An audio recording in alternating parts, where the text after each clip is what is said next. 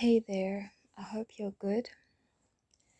I just wanted to talk about what shadow work isn't, because I think that's just as important as what shadow work is. So, shadow work is not something that you can project onto someone else. So, you can't look at your spouse or your child or your sibling or your neighbor and determine that they need to do some shadow work because you don't like certain aspects of them. What you do and don't like about another person has nothing to do with who they are. You're entitled to your emotions and your feelings, but you don't get to determine who other people are. You get to determine who you are. And oftentimes, when you think like that, it's because you are projecting, and it's because you are avoiding looking at yourself, because it's easier to look at other people than to look at you. So when you find yourself thinking that someone else needs to improve themselves, or someone else needs to do some shadow work and integrate parts of themselves, or perhaps usually when a person thinks another person needs to do shadow work, they want that person to delete the parts of themselves that they don't like. Nobody needs that. You're not God, and you don't get to determine who another person is. But you are a free will being, and you get to determine who you are. So shadow work is not a tool that you can use to humiliate other people and make them who you want them to be. So you can't send someone else to a shadow work coach just because they've behaved badly or they've behaved in a way that you don't like. So let's say someone is just an unpleasant person, and you would like them to be more pleasant. That's not for you to determine whether someone else should or shouldn't be more pleasant.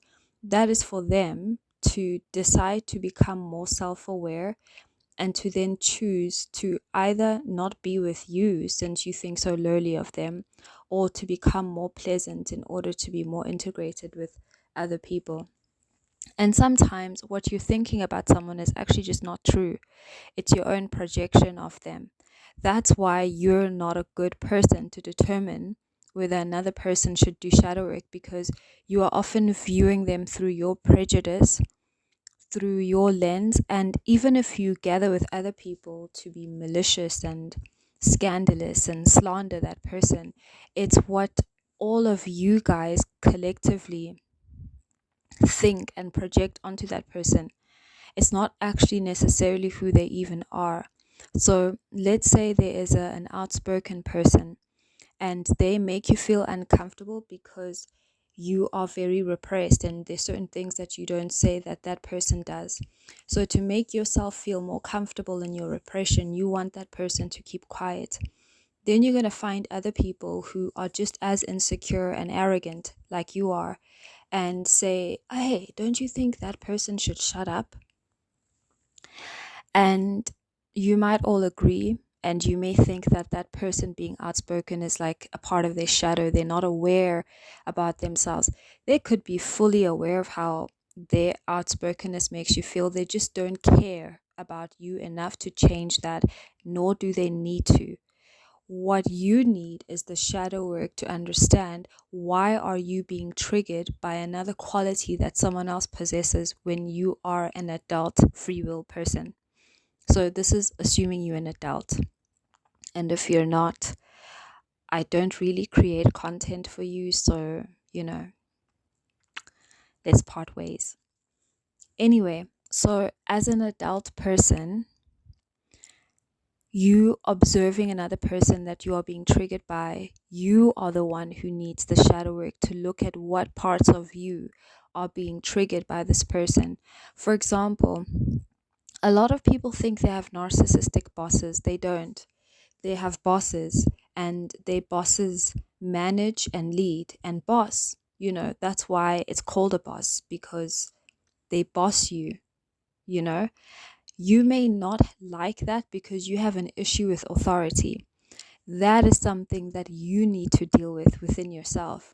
Your boss doesn't need to change just because you believe that they're a narcissist. And when you think that, instead of looking at your performance, looking at your output, looking at your own progress, and looking at your own issues, You end up creating a story about someone that exonerates you from looking at yourself.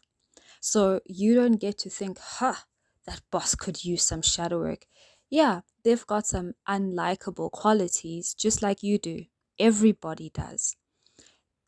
Being unlikable is not a cause to do shadow work. Shadow work is not a tool you use to be more liked by people.